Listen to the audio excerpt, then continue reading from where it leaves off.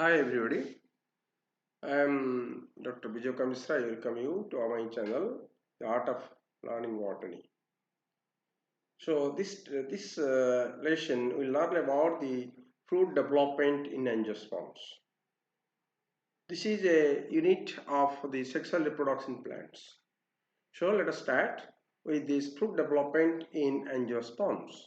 So what is in this lesson you learn about what is a fruit, what is the importance of fruit in plant life, and from where the fruit develops, which part of the flower develops to fruit, what are the different stages of fruit development, then how the fruit ripens, or you can say matures to the come to the mature stage or fruit maturation. So here we will discuss all these things in this lesson. Okay. Now let us start with the next, that is, what is a fruit?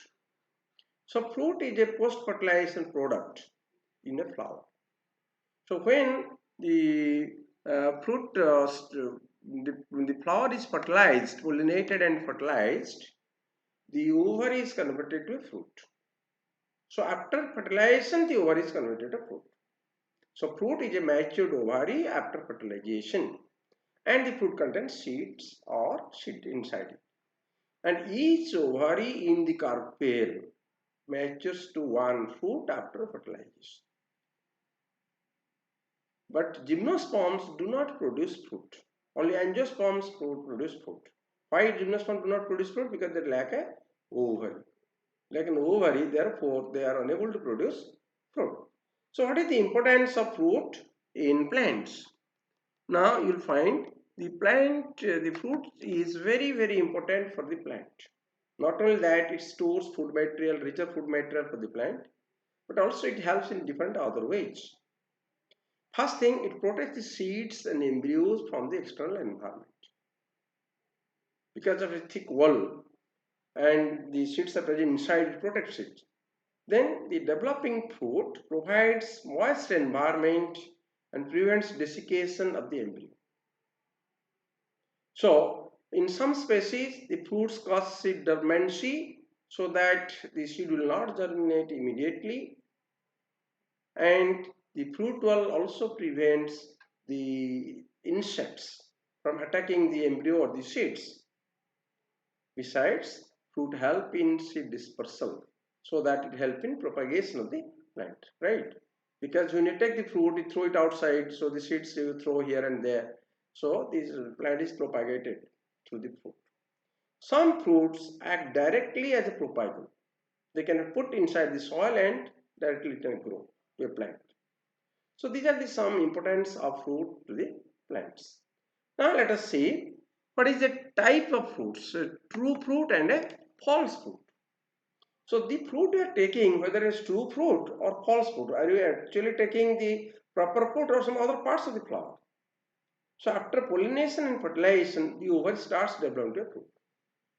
But what happens, sometimes other parts of the flower develops or associated with the development of the fruit. So when the fruit is developed solely from the ovary, it is called true fruit. That is found in mango, grape, brinjal, because it develops totally from the ovary. But in some other parts, other plants like your cashew nut, pineapple, other parts of the flower like thalamus, bracts, sepals, tepals, they all take part in the fruit formation. And you don't take the fruit proper, you take other parts. You take the thalamus, you take the bracts, but you don't take the actual fruit. So what is the true fruit? The true fruit is that develops from the ovary, and in true fruit we eat the ovary and the seeds. But in false fruits we eat either the thalamus or the bracts or the sepals, but don't eat the ovary and seeds. For example, in case of your apple, you don't eat the ovary and the seeds. You only eat the thalamus. That is apple. False fruits are also called pseudo fruits or spurious fruits, right? So there are two types of fruits. You can general true fruit and false fruit. You can know while eating fruit, you can know why I am eating the true fruit or the false fruit. which part of the fruit you are eating. So you just find it out. So it will be easy to remember. Now fruit structure. The fruit has two important parts only. The one thing, the fruit wall, which is thick or maybe thin, and the fruit contains seed or seeds. The fruit wall is called the pericarp, and it has three layers: the outer exocarp or epicarp, middle mesocarp, and inner endocarp. You see in this slide, there is a diagram: endocarp, mesocarp, exocarp, the outside. If all the three layers, exo, meso, and endo, are fleshy, soft, then it is called a berry. That is in grapes, the grape, all the three are soft. It is called a berry. If the endocarp is stony, that is found in case of your mango and coconut, then it is called a drupe, because the endocarp is stony. If all the three layers are hard, the exocarp, the mesocarp, and the endocarp, then it is called a knot. So this is basically three types. You can say the berry, a drupe, and a knot, depending on the nature of the pericarp, the different layers of the pericarp. So this is the structure of the fruit. Okay.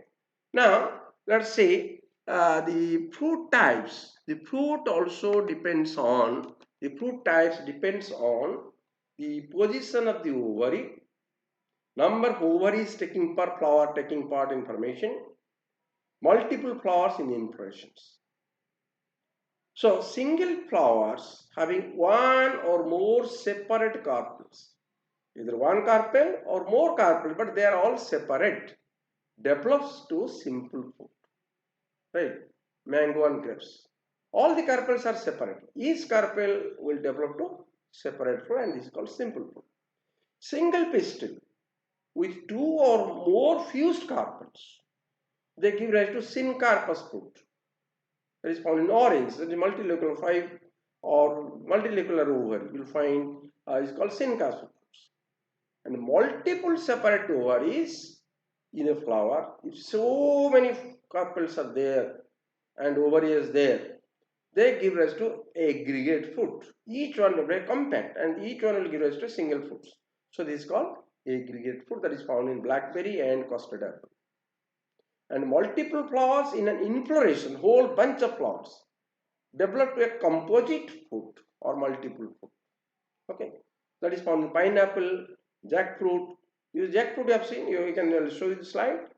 Now, besides that, if a superior ovary gives rise to a berry, and inferior ovary gives rise to the pome, that is found in apple. Now, let us see how the difference will find. This is an aggregate fruit. Here you can see each one. You can see this one. Each one is a simple fruit developing from a single carpel, all apocarpus, separate carpels. But when they are playing together, they are having together, so it is called aggregate fruit. It is custard apple, blackberry, you will find multiple ovaries per flower. So it is called aggregate fruit, not composite fruit. Okay. Now coming to the position of the flower, you see, this is ovary superior here. So this is develops to berry. But here it is inferior ovary, it develops to pome. And here in multiple carpels, it develops to aggregate fruit. Here the inflorescence, whole inflorescence, each one is a flower here, and all of them develop to, together they develop to the composite fruit or multiple fruit. Okay. Now you can see in pineapple, now you see in this pineapple, this is a multiple fruit or composite fruit. This is jackfruit. The whole inflorescence has developed to a big fruit, but each one is a fruit. They give rise to a single fruit, but each one here is a fruit. Okay, so this is called the composite fruit or multiple fruit. Now fruit development. Fruit development begins after pollination, fertilization. It starts with fruit setting and ends with maturation, maturity of the fruit. So first is fruit setting, and several stages come to the maturation. It may take 1 month or more than 1 month, depending on the species.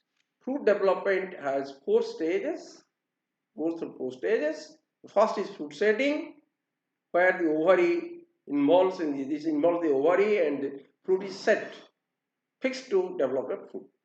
Now fruit growth, which has two phases, one is the cell division and the cell expansion, and the last one is fruit maturation or involves ripening.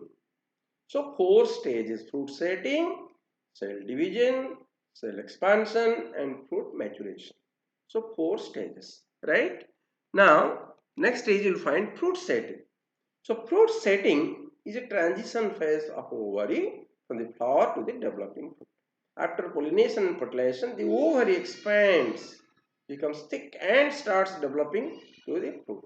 So here this is a very sensitive stage. And if it falls, if the fruit does not set, then it will fall down. It aborts. So fruit setting is very sensitive state, and the number of fruits that will remain on the plant is determined by the fruit setting.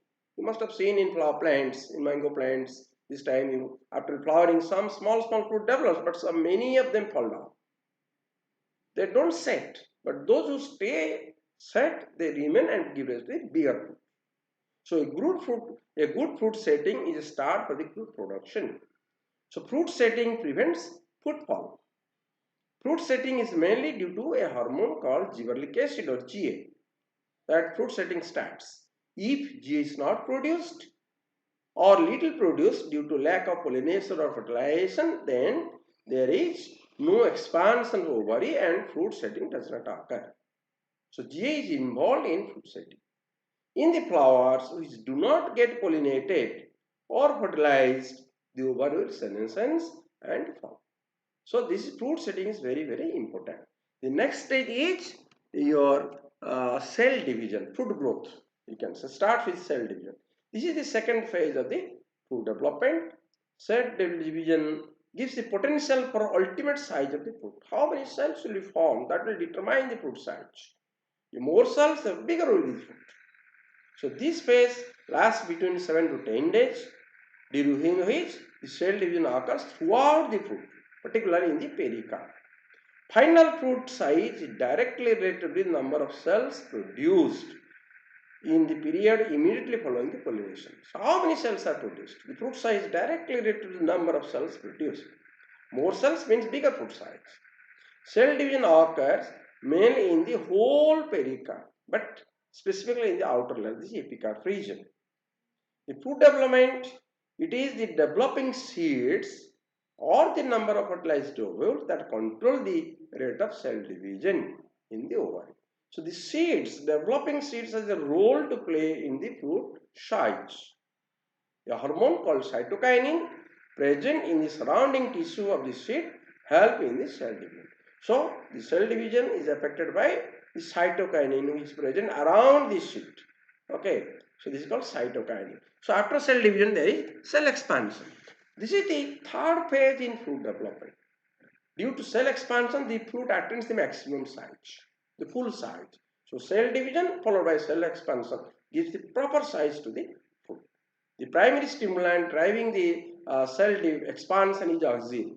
Auxin is a very important hormone in the plant life, It also helps in fruit size, the cell expansion, so it determines the fruit size.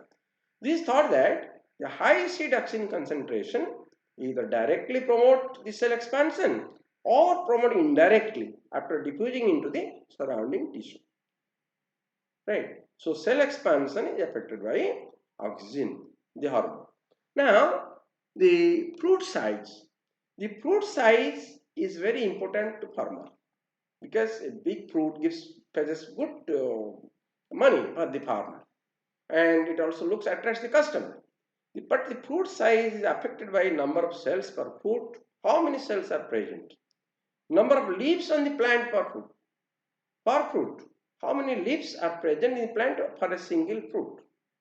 So if the number of leaves is more per fruit, then definitely the size of the fruit should be bigger. Then intra-plant competition or for photosynthesis and seed formation. These four things affect the fruit size. Now, number of leaves per fruit, you see.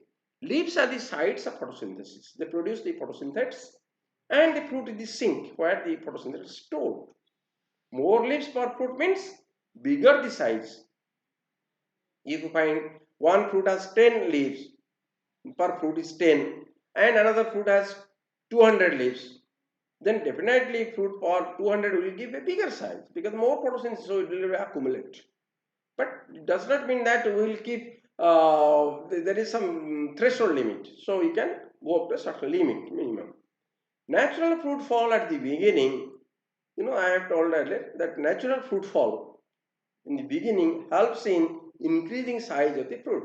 So in farms, general orchards, they thin out the fruits in the beginning, so that number of fruit, the size of the fruits will be more in the end, right? So number of leaves of fruit is very important. Next, you'll find seed formation and fruit size. Seed formation is also affecting the fruit size, fruit development. Few seed formation leads to misshaping of the fruit. Fruit will be not proper shape, so it will not fetch good customer or not sellable. Too many seeds formation may lead to fruit aversion, so fruit will fall down. So each developing seed sends a hormone gene that stimulates the cell expansion, right? So pericarp or the receptor to develop. So however, fruit can also develop without seeds, that is called parthenocarpy, that we will discuss in future lessons. So seed formation is also contributing to fruit size. Now coming to the fruit maturation, this is final stage. Fruit maturation, when the fruit reaches the maximum size, we can say the fruit is mature. Now it will go to the last stage, that is the ripening. The fruit attains full size, stops then growing and says to ripe. During the maturation and ripening, a lot of physiological changes occur inside the fruit. The unripe fruit is very hard, it is green in color, sour to taste. But have you seen the ripe fruit? What is the difference? The ripe fruit is colored, yellow, red, orange, different types. There is no green color, but you will find different colors are there. Second is, it is tasty, sweet, and also it is very soft to touch, not hard like the unripe fruit. So these changes occurs inside the fruit.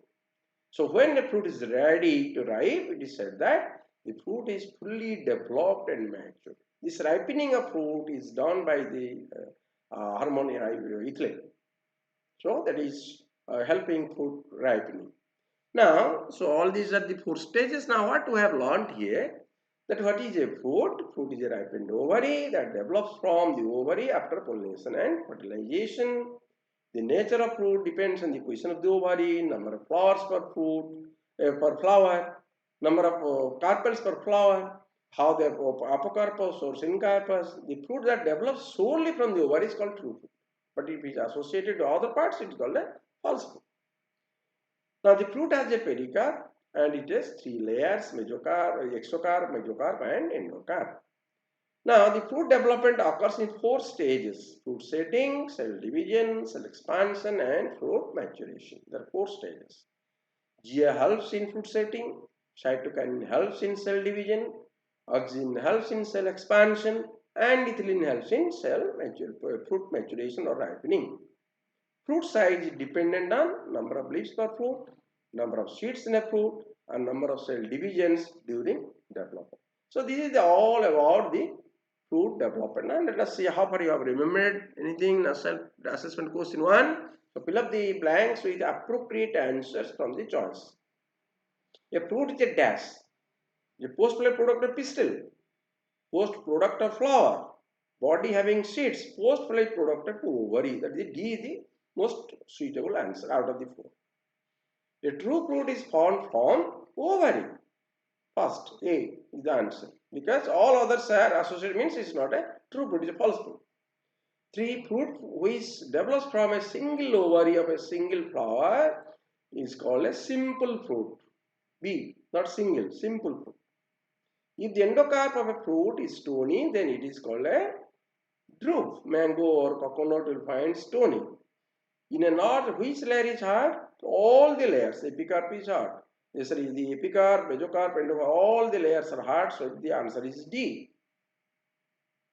Now, multiple separate ovaries in a flower give rise to fruit, which is multiple separate ovaries give rise to aggregate fruit. multiple separate ovaries, give it aggregate fruit. But multiple flowers in inflorescence develop to a composite fruit, or you can say multiple fruit or composite. Answer is B here in 7, question number 7. In question number 6, answer is A, question number 7, answer is B. Question number 8, a flower has two separate carpels. The fruit developing from that flower will be simple type because they are not fused and each one is separate, just like question number 7. But here my aggregate is multiple, separate multiple, but here two. Only two separate carpels. So question number 8 is the answer is A. 9. Which is the correct sequence of fruit development? You see, out of these 4, A, B, C, D, A is the correct answer because cell division, cell expansion, maturation, and ripening. But in others, you'll find the sequence is different. Now 10, GA helps in fruit setting. A is the answer. Fruit ripening is done by ethylene, fruit decisions, all they will know. This fruit setting is GA separate. Now, 11. Question. Which of the following helps in the increase in number of cells during fruit development? Cytokinin helps in increased cell division. Cell expansion during fruit development is affected by GA, auxin, cytokinin, ethylene. Auxin, answer is auxin, B. Then 13. Which is the correct sequence of hormones affecting different stages of fruit development? So you see the first one, GA, cytokinin, auxin and ethylene. A is the answer. Because GA sets fruit setting, cytokinin cell increase, cell division, auxin cell expansion, ethylene ripening of the fruit. So this is the sequence. So all others are wrong. I is the answer.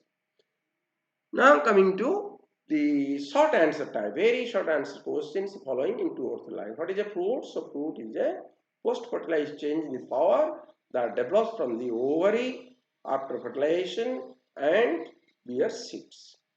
So what is a true fruit and a false fruit? A fruit that develops solely from the ovary is called true fruit. But if it associated with the development is associated with other parts like the pulse, thalamus, receptacle, etc., then it's called a false fruit. You can give the example of true fruit, mango, false fruit, you can give pineapple, or you can give berries, whatever, like the pomes, whatever you can give. Why such gymnosperms do not produce fruit?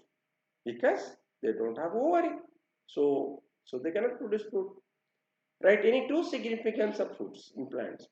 There are several significance of fruits in plants, but the first is it protects the embryo and seeds. Second thing, it provides a good environment, moisten the embryo and prompts the seed development.